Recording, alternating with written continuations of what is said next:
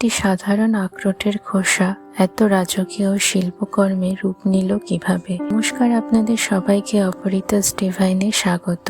আজ আমি আখরোটের খোসা দিয়ে তৈরি করছি একটি রয়্যাল পিকক ওয়াল আর্ট।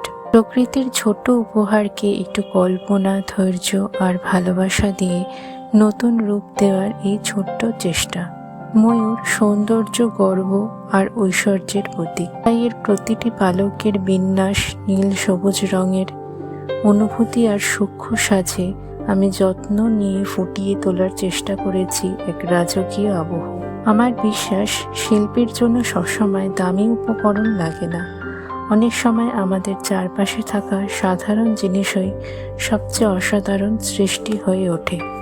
আমার এই ভিডিওটি ভালো লাগলে একটি লাইক করবেন আর আপনাদের মতামত কমেন্টে জানাবেন এবং চ্যানেলটি সাবস্ক্রাইব করে পাশে থাকবেন।